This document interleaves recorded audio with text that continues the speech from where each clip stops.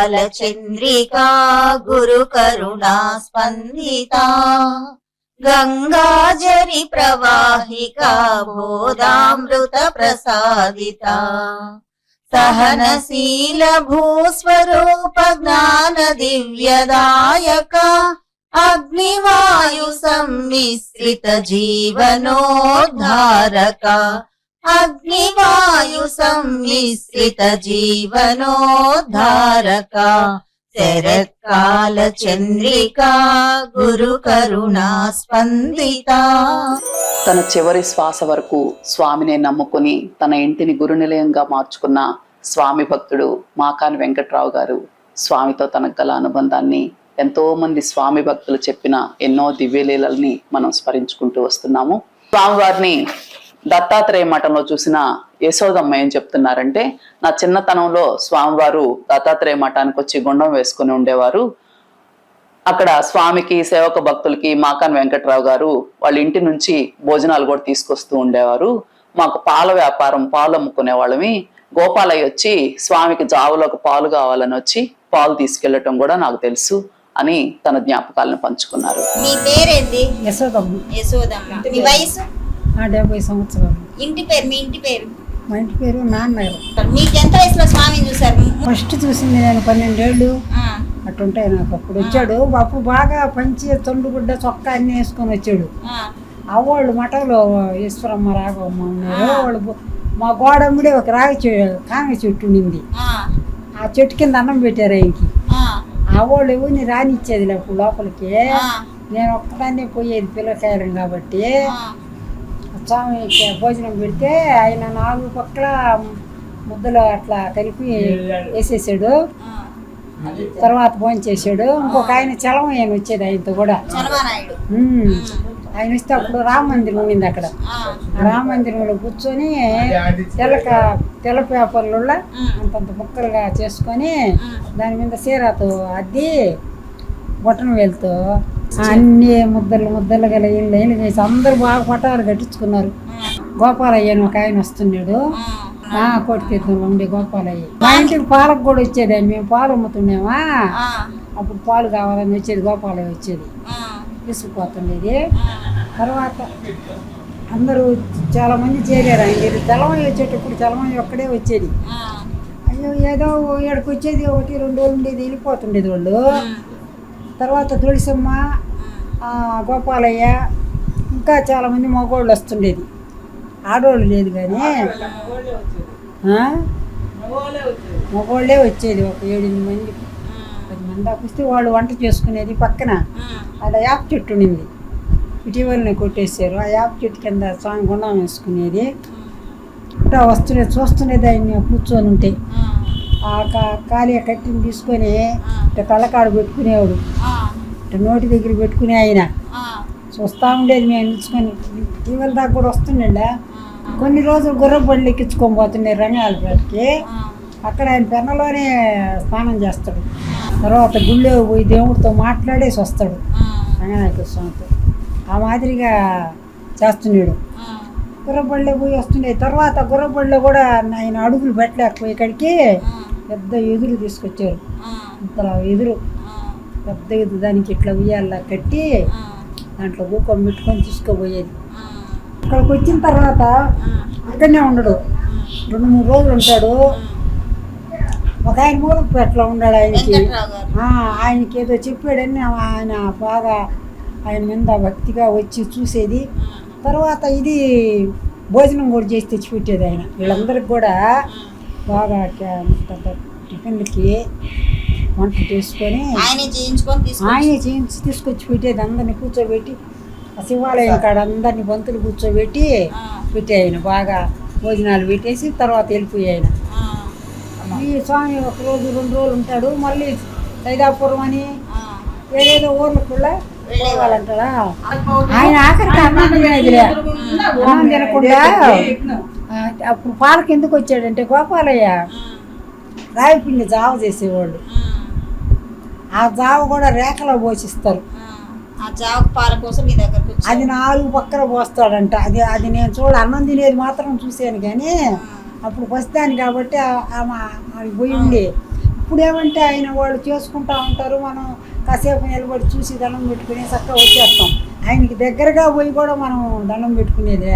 ఆయన పాటికి ఆయన గమ్మున కూర్చో ఉంటాడు, కాలు మాట చేసుకొని కూర్చొని ఉంటాడు.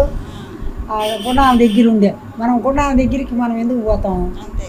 అంతే, దూరాంచి చూడడం, కాసేపు నిలబడి చూడడం, స్వామిని వచ్చేయడం అంతే. నెల్లూరులో దొమ్మరాజు సుబ్రహ్మణ్యం గారు, ఈయన రిటైర్డ్ బ్యాంక్ ఎంప్లాయీ. ఈయన వీళ్ళు గొలగమూడిలో వీళ్ళకి కొంత పొలం ఉండేది. స్వామివారిని పొదలకూరు రోడ్లో వీళ్ళకి ఇల్లుంటే దాన్ని బాగా కట్టుకుంటాం స్వామి అని అడిగితే, స్వామి అక్కడ వద్దులయ్యా, ఇక్కడ గొలగమూడిలో కట్టుకోండి అని అన్నారు. ఆ విధంగా ఆ గుడికి పక్కనే కొంత స్థలంలో చిన్న పూరిళ్ళు వేసుకున్నాము, కొన్ని బర్రెలు కూడా ఉండేవి. మా ఆఖరా కొడుక్కి అడేదో ఇబ్బంది అయిన తర్వాత, స్వామి మేము ఇక్కడ ఉండలేము ఇంకా అని స్వామిని అడిగితే, సరే పొదలకూరు రోడ్లో ఉండే ఇంటికి వెళ్ళిపోమని స్వామి చెప్పారు. ఆ విధంగా నెల్లూరుకి వచ్చేసాము. వచ్చిన ఒక 6 నెలలు సంవత్సరం లోపలనే అక్కడ ఉండే ఎస్పీ బంగ్లా దగ్గర ఉండే రామాలయం కట్టాలని మేము ఒక కమిటీగా ఫామ్ అయ్యి ఆ రామాలయం కట్టాలని నిర్ణయించుకున్నాము. అప్పుడు ఆ సమయానికి అది చాలా పెద్ద గుంటలాగా ఉండేది. సమయానికి మాకాని వెంకట్రావు గారు స్వామిని తీసుకుని వచ్చారు. 3 రోజుల పాటు స్వామి ఆ తాటి చెట్టులో అంత గుంట ఉంటే ఆ గుంట లోపలనే 3 రోజులు గుండం వేశారు ఆ గుడి కట్టబోయే స్థలంలో. ఆ రోజు అక్కడికి వచ్చిన పిల్లలంతా కూడా ఈరోజు మంచి ఉన్నత పదవుల్లో ఉన్నారు అని కూడా ఆ రోజు తీసిన కొన్ని ఫోటోలు కూడా ఆయన మనకు అందించడం జరిగింది. అందరికీ నమస్కారం. నేను ఈ ఊరు వాడినే. 40 ఏళ్ల క్రితం నేను ఇక్కడ కాపురం ఉన్నాను. బహుశా నా వయసు గల వాళ్ళందరికీ నేను తెలిసే ఉంటాను ఈ ఊరందరికీ కూడా. నేను స్టేట్ బ్యాంక్ ఆఫ్ ఇండియాలో పనిచేస్తూ ఉన్నాను. 72లో వివాహం అయింది. మాది వ్యవసాయ కుటుంబం. పొదలకూరు రోడ్లో కాపురం ఉంటూ వచ్చాను నేను. పెళ్ళయిన తర్వాత కొద్దిగా ఇక్కడ నాకు పొలం కూడా కొనున్నాను, గొలగమూడితో పాత పరిచయం కూడా ఉంది. సరే, స్వామిని ఒకసారి వచ్చి కలవడం జరిగింది. ఆయన ఏం స్వామి ఇక్కడికి రమ్మంటారంటే రాయి అన్నాడు. వస్తే ఇక్కడ ఈ ఊరు వాళ్ళు, కొర్రకోట వాళ్ళు కానీ సంజయ్ వాళ్ళు అని మనకు పాత కాపురం బాగా తెలిసిన వాళ్ళు మనకి ఇక్కడనే ప్రస్తుతం ఎక్కడైతే కోట్లు హోటళ్ళు ఉన్నాయో కర్ణం ఇంటి ముందు ఆడ స్థలం చూపించారు నాకు. మా అత్తగారు గుడిగుంట, ఆత్మకూరు మండలం. నేను అక్కడి నుంచి ట్రాక్టర్లో సామాన్లు తెచ్చి ఢిల్లీ వేసుకొని కాపురంతో వచ్చాను. ఇక్కడ పొలం చూసుకుంటూ మాకు పాడి ఉన్నది. ఆ పాడి కూడా ఇక్కడ చేసి నేను నెల్లూరులో పాలు తీసుకెళ్ళి అమ్మి పిల్లకాయలు తీసుకుంటూ ఉన్నాను. అట్లా కొద్ది రోజులు జరుగుతూ ఉన్నది.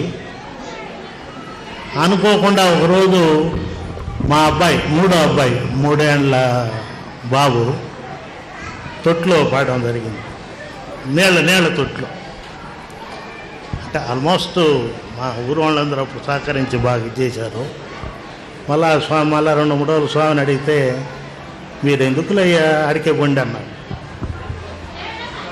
మరి ఏ దృష్టిలో అన్నాడో నాకు తెలియదు. సరే, ఆయన ప్రకారమే మళ్ళీ అంతా ఆ స్థలం అంటే వదిలేసిన వాళ్ళకి వదిలేసి మేము మళ్ళీ మాకు ఆడ ఇల్లు ఉన్నది పొదలకూరు రోడ్లో, ఆడికి పోయాను. ఆడికి ఎందుకు పొమ్మన్నాడు అనేది నేను తర్వాత ఆలోచన వచ్చింది నాకు. మళ్ళా ఒక 6 నెలలు సంవత్సరం లోపలనే మేము అక్కడ పొదలకూరు రోడ్ రామాలయం అని చూసే ఉంటారు చాలామంది. ఎస్పీ బంగ్లా దగ్గర ఉంది ఇప్పుడు. అది కట్టి కూడా 30-35 ఏళ్ళు అయింది. దాని ప్రారంభానికి కొనుక్కున్నాం మేము అక్కడ. బహుశా స్వామి అందుకే మమ్మల్ని అక్కడికి పంపించారేమో నుంచి అని తర్వాత అనుకున్నా నేను. మమ్మల్ని పంపడమే కాక ఆ దేవాలయం మొదలుపెట్టేటప్పుడు ఆయన మరుసటి సంవత్సరం వచ్చి మేమెవరు కూడా ఆయన ఆహ్వానించాలి. మాకాని వెంకట్రావు గారు ఉన్నట్టుండి వచ్చేసారు. ఆయన తీసుకొని అక్కడ 3 రోజులు హోమం చేసినారు అక్కడ దివ్యంగా. ఆ ఫోటోలు కూడా ఉన్నాయి, పెట్టిందండి. అది అప్పటికి దేవాలయం ఏమి పూర్తి కాలేదమ్మా. తాటి చెట్టు అంత లోతులో ఆయన దిగి ఆ గుంటలో హోమం వేశారు. ఆయన 3 రోజులు ఆయనకు మనం భిక్ష ఇవ్వడం కూడా జరిగింది. మాకు ఆ అదృష్టం కలిగింది. గోపాలయ్య గారు ఉన్నారు అప్పుడు. ఒక అద్భుతమైన విషయము, ఆ, ఆ. మనము పొదలకూరు రోడ్లో నెల్లూరులో పోతుంటే ఎస్పీ బంగ్లా దాటగానే ఒక రామాలయం వస్తుంది. వెంకయ్య స్వామి ఎటువంటి మహాపురుషుడు అంటే అదే చెప్పు. కోరకుండానే వరాలు ఇస్తాడు. ఆయన ఎవరు ఆహ్వానించి పూర్ణ కుంభ స్వాగతాలు చెప్పక్కర్లేదు. ఇక్కడ కానీ మంచి జరుగుతుంది, ఇక్కడ భక్తులు ఉన్నారు అని కానీ ఆయన భావిస్తే అక్కడ తప్పకుండా అక్కడికి వెళ్ళి ఆ ప్రాంతాన్ని సుభిక్షం చేస్తారు. ఆ విధంగా వీరు చెప్పింది ఏంటంటే, అవును, ఆ దేవాలయాన్ని వీళ్ళు పెద్దగా ఏమి ఆయన పూర్ణ కుంభ స్వాగతాలు పెట్టి పిలుస్తారు ఏం లేదు. తులసవ్వ వెంటనే స్వామి అనుకున్నారు, అక్కడికి వెళ్ళారు. వెంటనే మనలాగా పోయి ఒక సెకండ్లో ఉండి రాలే. ఆయన 3 రోజులు అక్కడ నిత్య నివాసిగా ఉండి అద్భుతంగా అక్కడ హోమగుండాన్ని వెలిగించి సర్వజన హితాన్ని కోరి నెల్లూరు నగరాన్ని మానవ భారత జాతిని కూడా ఆశీర్వదించి వచ్చారు. అందుకని మహాత్ములకు ఒక ప్రాంతం అని ఉండదు. ప్రాంతం అనేది మనకు సంబంధించింది. దానికి రుజువుగా ఇదిగో ఈ ఫోటోలు. స్వామి చేసిన అగ్నిగుండము, ఆ రోజు అది పెద్ద గుంటలు గతుకులమయం.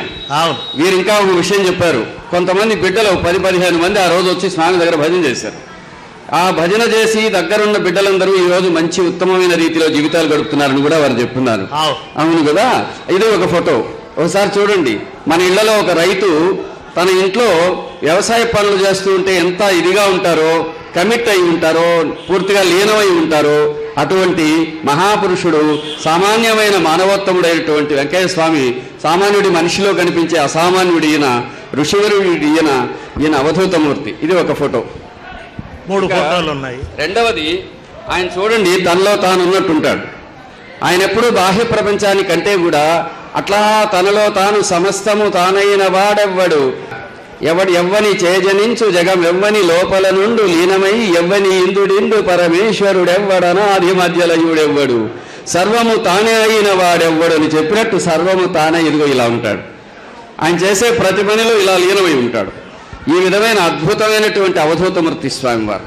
వీరికి మనం ప్రత్యేక కృతజ్ఞతలు చెప్పుకోవాలి. ఆనాడు వచ్చిన మనుషులు వీళ్ళలో చాలామంది మనకు సుపరిచితులు, కొంతమంది ఈరోజు దేహంతో లేరు. వారందరూ కూడా ఈ విధంగా వచ్చి మై స్టూడియో అనే వాళ్ళు వచ్చి ఈ ఫోటోలు 3 తీశారు. ఏం బాబు అంతే కదా. అయ్యమ్మా, నేను ఆ రోజు అనుకోలే ఈ ఫోటోల్ని. ఇంత స్వామి మహిమ మాకు కూడా తెలియదు. తర్వాత ఎత్తుక్కుంటా పోయి ప్రాధాన్యపడి ఆ మై స్టూడియో అని అంత చూసి అది అది జరిగింది. అంటే స్వామి అనుగ్రహం అనేది ఎలా ఉంటుందంటే ఇదిగో ఈ రీతిగా ఉంటుంది. నెల్లూరులో పొదలకూరు రోడ్డు అని ఉంది. ఇక్కడ వాళ్ళందరికీ తెలిసింది. అక్కడ ఒక రామాలయం ఉంది. ఆ రామాలయం దగ్గరట ఒక తాటి చెట్టు అంత పొడవైన లోతైన గోయి ఉండేదట. గొయ్యి. అక్కడ ఉండే భక్తులందరూ కలిసి మందిరం నిర్మించాలనుకున్నారు. మాకాని వెంకట్రావు స్వామివారికి ఏం చెప్పారో, స్వామి అక్కడొచ్చి 3 రోజులు గుండం వెలిగించారు. ఈనాడది చాలా ప్రశస్తమైనటువంటి రామాలయం. మన జాతికి ఆదర్శమూర్తి అయినటువంటి రాముల వారి మందిరానికి స్వామి చేసిన గుండంతో కూడినటువంటి తపో రూపమైనటువంటి ఆ ప్రారంభం ఎంత గొప్పదో. ఆ విధంగా నెల్లూరులో అనేక చోట్ల స్వామి స్ఫూర్తి, స్వామికి సంబంధించిన తపస్సు, స్వామికి సంబంధించిన అనేక అంశాలు ఉన్నాయి. మనం అట్లా రైలు కట్ట మీదే కొంచెం దూరం పోతే అక్కడ ఒకరికి కుండ వేసుకొని కనిపించి వాళ్ళ పిల్లవాడు ఏదో మింగేస్తే వాడికి అరటిపండు ఇచ్చాడు స్వామి. ఈరోజు మనకు ఊర్లోకి వచ్చేటప్పుడు మొదట కనిపించే అయ్యప్ప గుడి దాటిన తర్వాత పెద్ద హాస్పిటల్ వస్తుంది. ఆ ఎదురుగా చాలా కాలం ఆయన ధ్యానం చేశారు, అగ్ని వెలిగించారు. ఆ హాస్పిటల్ని రాబోయే పరిణామాలన్నింటినీ ఆయన ఆశీర్వదించారు. కాబట్టి నెల్లూరులో సుబ్బారెడ్డి హాస్పిటల్ స్వామి కృపాపాత్రమైన అనుగ్రహపాత్రమై విరాజిల్లుతున్న గొప్ప మెడికల్ కాలేజ్ అది. అంతేకాదు, ఇంకా కొంచెం దూరం వచ్చే కొద్దీ ప్రతి చోట స్వామికి సంబంధించిన ఆనవాళ్ళు మనకు కనిపిస్తాయి. స్వామికి నెల్లూరు చెరువు తెలుసు. స్వామివారికి ప్రతి వీధి ఆయన తపోస్పర్శతో పవిత్రమైనదే. కనుక మనందరం ఎంతో ధన్యాత్మరం. మేమే కాదు, ఎవరైతే మీరు స్మరించగలరో మీరంతా మనమంతా కూడా స్వామి కృపాపాత్రమైన వారిమే. స్వామి యొక్క తలపు స్వామి యొక్క అనుగ్రహానికి కారణం. అందుకు తన ఇంటినే స్వామి ఆవాసంగా మార్చినటువంటి ధన్యుడు మన మిత్రుడు మాకాని వెంకట్రావు గారు. ఇట్లా ఎందరో భక్తవరులు ఉన్నారు స్వామికి. కాబట్టి మిత్రులారా, సోదరులారా, స్వామి యొక్క దివ్యత్వం ఇంకా ఇంకా ప్రపంచానికి తెలియవలసి ఉంది. ఈ ప్రపంచంలో చివరి మానవుడికి స్వామి వంటి మహనీయుల గురించి తెలిసిన నాడు మనందరి కృషి సఫలమైనట్టే, మన జీవితాలు సార్థకమైనట్టే. ప్రస్తుతానికి సెలవండి. నమస్కారం.